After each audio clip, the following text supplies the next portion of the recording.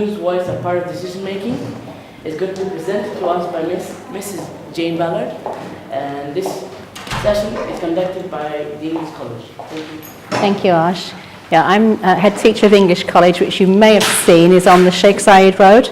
The primary is the colourful one. My building is the boring white one, okay, with all the palm trees. But I'm head of the secondary school. So this is the secondary school presentation for you.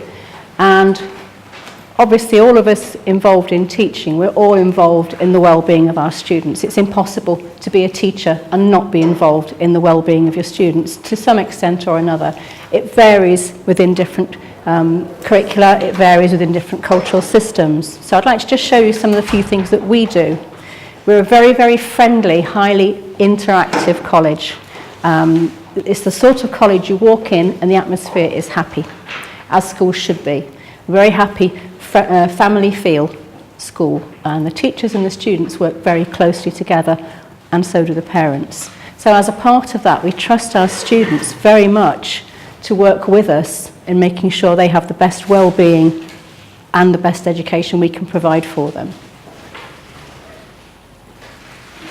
We call this student voice. In England we have student voice. It literally means that students have a say in what happens in their school. They're part of the process in many, many ways. There are some schools in England, and even I've seen it in English schools here, where the students are even involved in interviewing new head teachers, new deputy head teachers. They're even part of the appointment process. That's how much their voice matters within the school. So I'm going to focus on how student voice gives students input into the life of the school and how it gives students responsibility towards being part of the school. I'm going to focus on three major aspects: how student voice influences teaching and learning, the role of the student council in our college, and the role of college leaders and prefects. So it's just three main things there. There are more things that we do, but I thought these 3 points would be of most interest to you. Teaching and learning, that's absolutely number one for all of us. If we don't understand teaching and learning as teachers, then our students don't have the best opportunities to learn. But we also involve our students in teaching and learning. This is something we work on all the time, is feedback. As teachers, we always give feedback to the students, whether it's verbal feedback in class, written feedback on a piece of work, feedback on assessment. And we work on the basis of what went well, even better if. You're probably familiar with this system in your own schools. So we always comment on what is going well and strengths, but then we always give advice on how to continue to progress. That's what we do as teachers for the students. And what we do as teachers, in the last 4 years, we've asked the students to give us feedback on how they're learning in our lessons. Now, this is quite tough the first time you do it. I've actually put a copy of the student feedback sheet in the little handout you've got there. There's a sheet that students look at in class, and they work in small groups to give feedback to the teacher on how they are learning in the lesson. They are not criticising the teacher. It is not about the teacher, it's about the learning. How is that teacher's lesson helping them with their learning? What activities do they find help them with their learning? And then, can they give any constructive feedback to the teacher to improve on that? It's quite an interesting process. As a teacher, the first time you do this, it is very daunting because you don't know what your students are going to say. So you have to think how to manage the process and get the most constructive feedback from the students.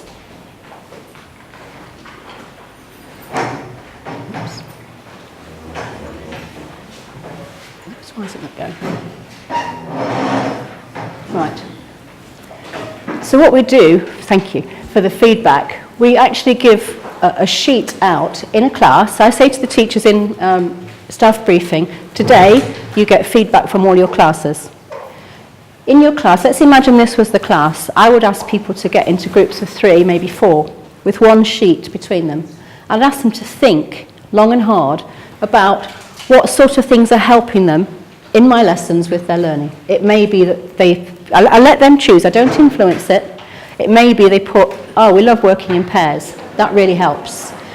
We absolutely love it when we do something physically active. We get up and move. Okay? I'm a French teacher. You would think that in a French classroom you sit and listen and do as you're told. In my classroom, you will march around the room chanting verbs. You will sing. You will create PowerPoints. You will write some good French. You'll work in pairs. You'll work in groups. I want to know from my students which of those activities really help them. I want to know which activities promote their learning. Okay? So I want them to tell me about their learning, what works well for them. You've got the sheet in the leaflet there. That sheet was designed by the Student Council. It was designed by students. It is used by the teachers. So in the top half, in the top box, they jot a few things that they find really help them with their learning in your lessons. They're not saying, I love you, teacher, you're my favourite. They're not saying, I hate you, teacher, you're boring. They don't do that. They give constructive feedback. In the second part, in the second box, they suggest things that might help them, that maybe you haven't done ever with them, or that they've seen somewhere else in school and they know it works. Okay? So there's what's going well for them and what would be even better if. You get the funniest things on this. The first time I did it, I looked at the feedback with my heart was pounding, thinking, oh no, what are they going to write about me? So I got, you're very funny. We love the humour in the lessons. We love it when we move around. We don't like verbs, but you make them fun. In the constructive feedback, could you explain things a bit more, please? Could you slow down sometimes? Could you take more time sometimes? So I'm receiving feedback from the students who are the only reason I'm in the school. They're telling me what would help them. Now, as a teacher, that's hard because you have to face up to maybe some things that you think, oh gosh, I didn't realise I was doing that, or I thought I was getting that right. But as long as it's presented to the students as being a constructive, mature, responsible process, and it's about learning, not about criticising, you find it works. We've been doing this for 4 years in the school. I still have a few teachers who are quite frightened of the process. I do not ask them to show me the feedback sheets. That feedback is for the teacher. And it's up to the teacher then to respond to the feedback. Some of my departments, my mathematics department, love doing this. They put all their feedback sheets together. They'll look at year 7 and they'll say, what's the common strand? What's working well in year 7? What else could we do? And they actually have a departmental approach. They share with each other. Some teachers don't want to show anybody and daren't look, but eventually they do look. So they gain from the process. But the student voice, the student well-being is promoted by having the chance to say something about how they are learning, and it helps them. Okay, I've put some discussion points up on here. So why should students comment on teaching and learning? Isn't that the teacher's job? Why should the students be involved in that? What do they know? They've not got the degree and the teaching qualification in 25 years.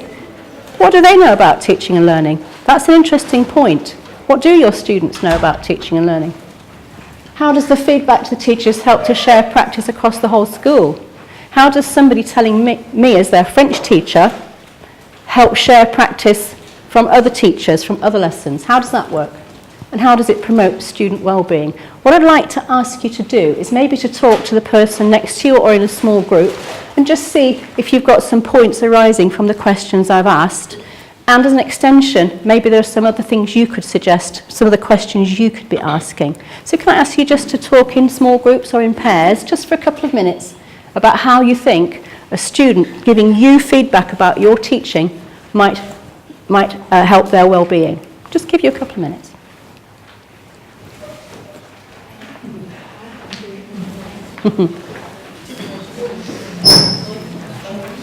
It's hard when you've not met anybody before, isn't it? Yeah. Okay. Can you get to the back of the room here? Hi.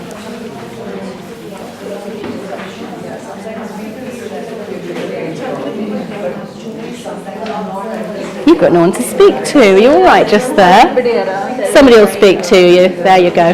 Yes, thank you. Have you got someone to speak to? Yeah.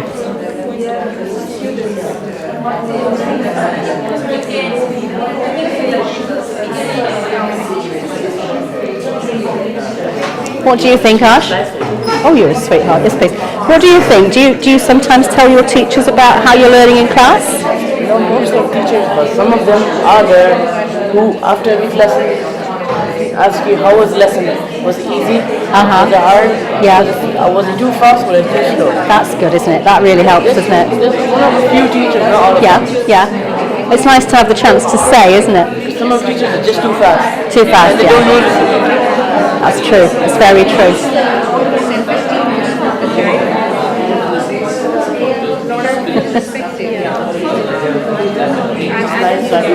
I'll tell you when.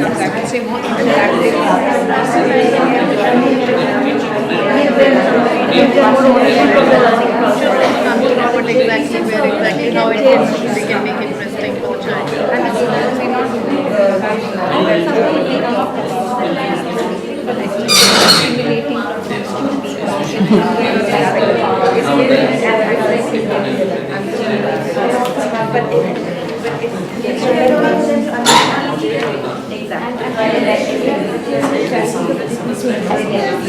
They can plan lessons better. They can plan because actually on the basis of child.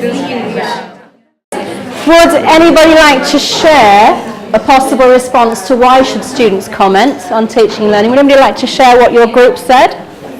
Thank you. I think it gives kids better ownership of the learning process. Indeed, I agree with you. It's to do with ownership, isn't it? It's to do with learning. Thank you. Did anybody else think about the ownership of learning that this gives to the students? Did anybody else have that feeling? Anybody like to say any more on that? Sometimes students are more aware, and teachers may have studied that particular concept many years ago, and they help the teacher to enhance on what. Indeed, maybe they add a little extra. Better lesson plans. Yes, and that's nice if you've got some gifted students in your class, isn't it, who come up with something extra, and students who give you another activity that would also help. I always like that. I actually value that. Anybody else like to add anything about the first question? Oh, was that a hand up? Was that a wave? Thank you. Students are able to apprise the teacher about their comfort level, what they are comfortable with, their pace of learning, what they want to do. That's right, teaching yeah. learning happens better. I think you're right. And there's always a student who's frightened to tell you that they're not keeping up. And maybe their friend will say something, or another student, and it helps that child. Yes, thank you. Through their comments, we understand the level of topic or level of understanding of their own students. Indeed, yes. It's almost like a little plenary, isn't it? Almost. I was just asking Arsh about his experience as a student, and he says it does happen in some lessons that the teacher will say, "Am I going too fast, too slow?" Because often teachers go too fast. Or we're not aware of it, are we? We're not aware because we've done it probably, I don't know how many times before, and we know it so well, and we're assuming they're with us. And sometimes you just need to just see what the students are thinking. But I think as long as you focus on learning, not on criticising, because I think teachers are very frightened of being criticised. And we put 180% of ourselves into teaching, and taking a negative can be very hard, can't it, when you've put so much in? Okay, good. What about how the feedback helps teachers to share practice across the whole school? Anybody want to make any points there? Again, thank you. It helps on the activities or disciplinary things we decide for the topic. In case if the feedback or the comments of the students is not what we expected, we can change that activity and we can discuss with the other staff. Absolutely. If the activities are too low to the understanding of the students, we can make the activities more higher to their achievement level. That's great. It actually helps you to get the level right. I think you're right, yes. And hearing what other people are doing in other lessons comes into your lesson. And that can give a consistency. In my school, it's always been very, very hard, but about the last 6 years, to promote how important it is to learn Arabic. That's a very hard one well, it's not a very hard one for English students. Let's face it, we're lazy. We're lazy. And with a bit more effort and a bit more pressure, they do learn the Arabic well. But what has helped is that the sharing of the practice has taken a lot of Western practice into the Arabic classrooms, and a lot of the Arabic practice has come into the Western classrooms, and that's helped everybody, especially the students. So when they go from one classroom to another, they get consistency in the way they're taught. That's been a terrific help, and that comes from the feedback. But teachers have to be brave on this one, and head teachers have to be sensitive and supportive in the way it's done. Otherwise, it doesn't work. This could go negative, couldn't it? But please remember that feedback form was designed by our students, not by the teachers. And I think that's been very helpful. Okay, so how does all this promote well-being for our students? What would you like to suggest about that from your discussion? Because this learning is designed by the student, it is of the student for the student, because through this feedback they're mirroring the way the transaction should lead to. Absolutely, and it makes it interactive, doesn't it? And it gives them, as you said, was it sense of ownership? Who told me sense of ownership? Yes, that's right. It does, doesn't it? And doesn't it take a bit of pressure off you to constantly evaluate yourself when someone helps you with that? Yeah? Not quite as difficult as a process as the DSIB inspectors telling you about yourself, but it's great to have it from your main, most important people. Right, Ash, would you get the next slide for me? Thank you. Let's move on. We have a student council at the English College, and I'm sure you've probably got a similar setup. This is absolutely brilliant. These are students who are elected by other students to represent them. And every year group in secondary, from year 7 to year 13, has its own representative. Some of them have 2 representatives, because it depends how big the year group is. And those students come along to a meeting with my deputy head and pastoral director. So they meet directly with members of the senior leadership team to discuss things that they want to discuss. They set the agenda. That agenda comes from what the students tell them they would like discussing. My deputy head is absolutely brilliant at this. He sits and he listens, and they discuss things. And some of the topics that come up, of course, may need to be handled carefully. It may be something that we can't change in the school, but nonetheless we need to know the student's opinion. It may be something we can change. Some things that come up from time to time are to do with the facilities in the school, what we serve in the canteen, which is interesting, having just seen the presentation about healthy food. We only have healthy food, and you know, they love it. They absolutely love it. They don't miss the chips and the chocolate that used to be there. They wanted the healthy food. All sorts of things come up. Would you just do the next slide for me? They write the agenda, they write the minutes. Okay, so it's their responsibility. They raise their concerns, their worries. So there may be somebody in year 7 who's very worried about something, raises it in their class, their representative brings it to the student council.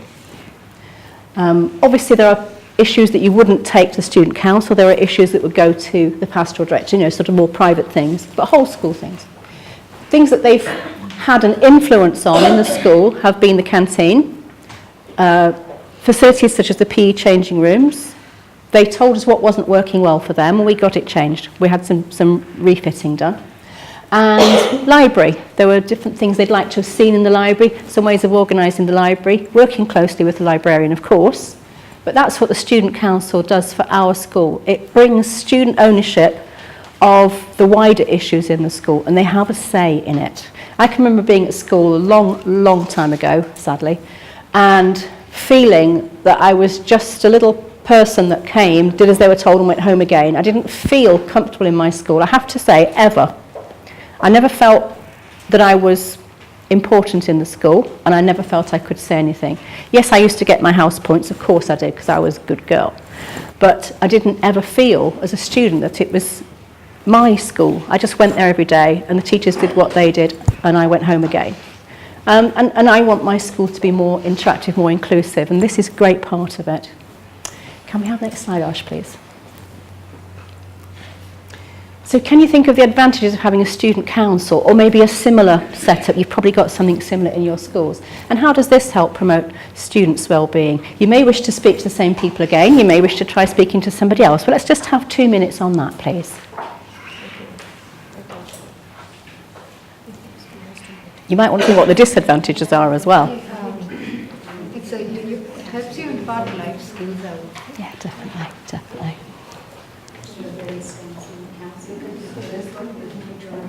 Have you got a student council here? Oh, in Oxford School, a student council? You do, yeah. Yeah, it's quite good, isn't it? Quite good. That's it, I think it's important. Anything else, we send them there.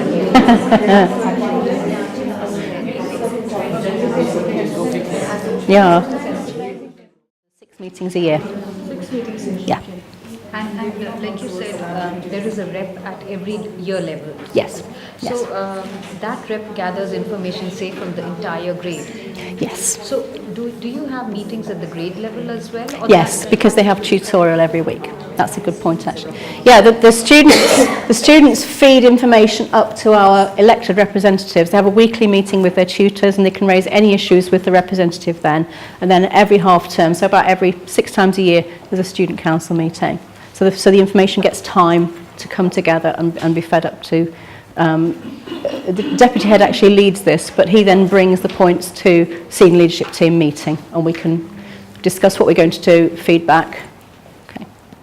Right, does anybody see advantages? Anybody see disadvantages to this? Motivation for the student. Great motivator for the students, yes, great motivator. But what about if what they want doing doesn't happen? You know, if they come to the student council, they want maybe, I don't know, they want a shade over the swimming pool. What if I am not able to get the shade over the swimming pool? That's a disadvantage in a way, isn't it? We have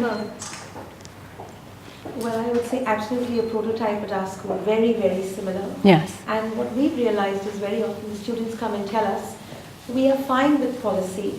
We are fine even if you tell us you can't do this. We just want to know why. Why, If yes. you're able to give us the rationale behind your decision, you're absolutely on board. Then we've realized that it works for us That's very good. well. We can't always do because budget constraints Yes. are always there. Yes. And we can't always do what they want. But if we're just able to explain to them, let them know why. That's what they constantly, just let us I know think why. you're right, yeah. And they're willing to accept. I think you're right, and it's partly to do with getting that responsibility, that maturity, and possibly knowing a bit more of the bigger picture out there. Because if you're working at principal level, you're always aware of a big picture, but you're not necessarily aware of how that's affecting other people. And I think this is where it comes through. Yes.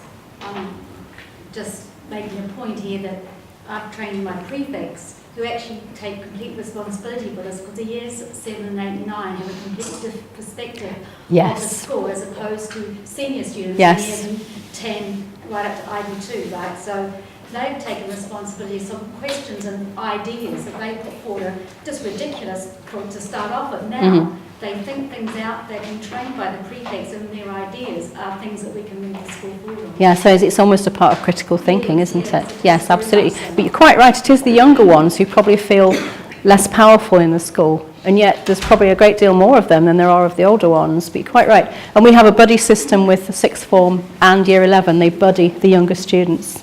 So they know somebody older than them that they can go to, and they can go in confidence to them, or they can go and have things brought further forward. I would also say that there is another advantage where at the student council meeting, the pastoral director is able to field and sort out a lot of problems that come up. You know, it might be what we sometimes get in the queue for the canteen is bigger students pushing in. Well, that's not fair at all, and that doesn't go down well. It's definitely in English school, it doesn't go down well at all. We like our queues and we like to be in order, you know how it is. So that sort of thing the pastoral director can deal with straight away. She can go and sort that out. That doesn't have to come up to the head teacher or the principal. That can be sorted out, and it gives another forum to raise those issues. How does anybody think all this, the student council might promote well-being? Where is the impact on the well-being for our students?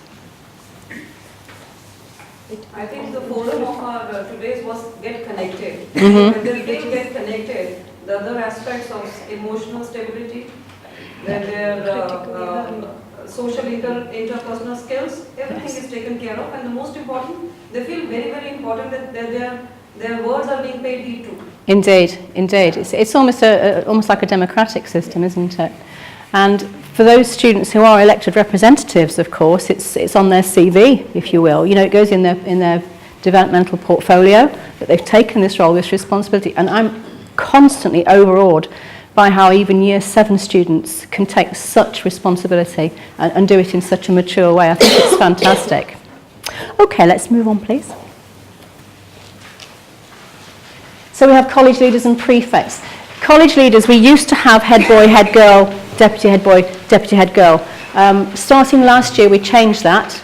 No, starting this year, we changed that. We looked at who were the main leaders coming through in the sixth form. So our oldest students, the year 13 students, who were the leaders? And as it happened this year, the two main leaders are both girls. It's nothing to do with girl power. It just happened to be that this year it was two girls. And the deputy college leaders are two boys. And that is, it will always be who is the best leaders. It's not going to be down to having a boy here and a girl there, which is an interesting concept. We've tried it out for the first time and it's actually working brilliantly. So we have 4 college leaders. Now they are not so much elected, they are chosen over a period of time. They have to demonstrate their leadership skills all the way through. They have to develop, they have to show their ability to inspire and to lead. And that's a lot to ask of young people. But these young people are the people who are going to Oxford, Cambridge, Harvard. These are the people who are going to be leaders, significant leaders. And that's where they put themselves. They go on the trek to Nepal. They go and help at the orphanage that we have in Nepal. They go and do all these things as part of developing themselves alongside working as hard as they can to get their exam results. So they're very, very highly developed young individuals who can take the lead. And the ultimate decision is taken by myself and the head of the sixth form because we know them very, very well. Our college leaders this year is one student who's been with the school all the way through from year 7 and a student who started in our sixth form 2 years ago because she is an outstanding leader and we've seen that leadership come through. The 2 guys, one of them is French, came from the French school to us about 4 years ago, and the other guy has been with us all the way through. We have 55 nationalities in the school, by the way, so everyone gets a look in.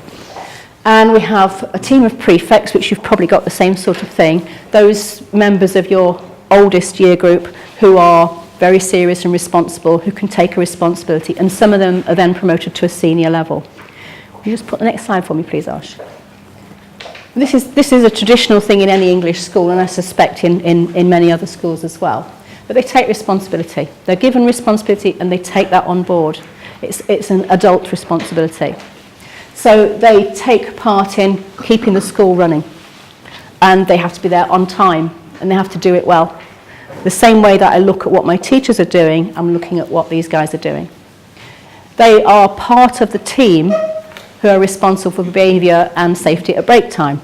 Obviously there are teachers there, of course. But these guys are on certain doorways, checking who's going through parts of the building. Why are you going through there? You shouldn't be going through here. Why are you chewing gum? That's not allowed. They do all that sort of thing. They are part of the leadership of the school. And the younger students know that. They help in the library. Very, very helpful in sorting out things in the library. They are buddies for the younger students, which I mentioned a little while ago. And those buddies can be buddies who are a listening ear, or a shoulder to cry on, and that doesn't have to go beyond that person, it can be confidential, or they will take a serious problem and make sure it comes through to the pastoral director to deal with.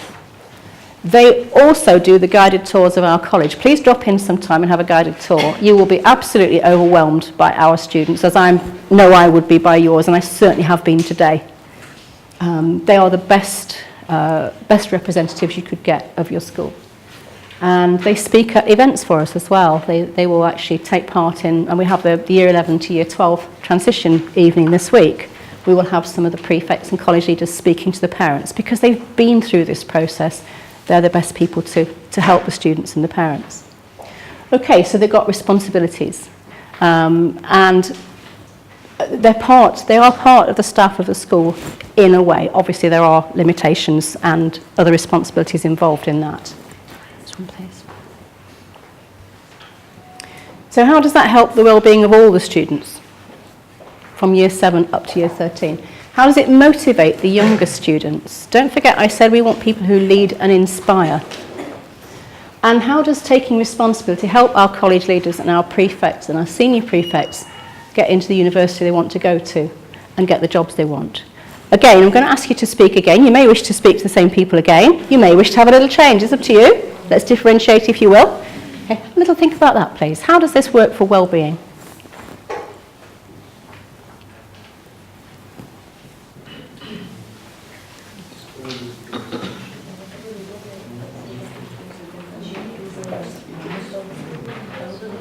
The students will each student will feel free to come and tell their problems. Because the inhibitions will be cut, because if they find that okay, their voice will be raised to a platform. That's right, and they develop that relationship.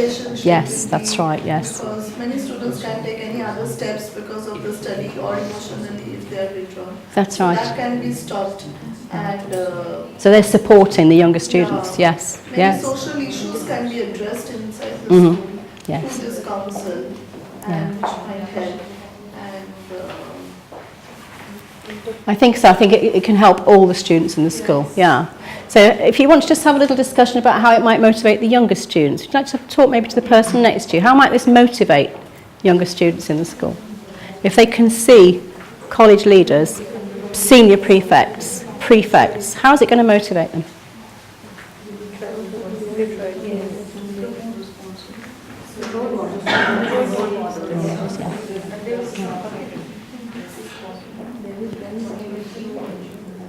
Yeah, I'm hearing the word role model, very much so.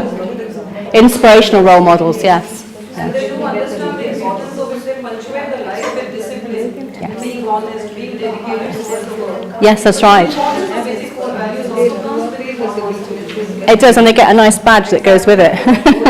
They want that badge, don't they? They want that badge, yes. And more than the teachers, I think they get more influenced by their own, age group. Yes. So Yes. it really affects them more because teachers does. keep on Teachers are teachers at the end of the day. Teachers are boring old people, aren't they? You know? Whereas these guys are these are cool. These are cool guys. They're the ones that are allowed to wear the different colour trousers, yeah? Absolutely, yes, absolutely. And they set the tone as well. They set the standard. They set a high standard. My sixth formers are not allowed to walk around with these phones doing this. They are not allowed to walk around with the coffee. They are not allowed to do this just because they've made it to the sixth form. They have got to be role models, and they know it. If they're not role models, they are not going to get to be prefects or senior prefects. The college leaders speak at the awards ceremony. That's a major, major thing. I speak at the awards ceremony. The principal of the primary school speaks at the awards ceremony, and our members of the board and our college leaders. That's how high up they are. How does that help them get to university? How is that going to affect their university entrance? It will be an added advantage. It's an essential. If you want to get into Oxford, Cambridge, Durham, Exeter, you have to have something that sets you apart. You have to have something that sets you apart. And you've got to have leadership qualities. We've got students, I mean, you must be the same as us, we've got students going all over the world now, but we've got students going to top universities, and that's what we want for them, and that's what they want for themselves. And then the younger ones see that, and they want to do that as well. So everyone's being motivated forward. How is it student voice? They've got a say in what's going on. They've got a share in what's going on. They've got a responsibility in what's going on. So it's a win-win as far as I'm concerned. But are they given some kind of a standard operating procedure? Oh yes, definitely. They're very much under the control of the head of sixth form. Very much so. And they almost have a job description. They do? Yeah. They have to actually apply for the roles as well. Okay, so I think we all work on the basis that every child matters. Every child matters to all of us. We wouldn't be in teaching otherwise. So I'm saying to you that student voice promotes student well-being. And it promotes teacher well-being as well, which is equally important, I think. It promotes that interactivity, that interaction, that relationship that makes teaching and learning happen as best as possible. I think we might have run out of time. Absolutely on time. Thank you so much for coming. Thank you. Thank you very much indeed. You're a sweetheart. So, thank you everyone for coming. And we would like to thank Miss Jane Ballard. Thank you. For a great speech, and hope to see you next time. Thank you very much, Ash. Thank you.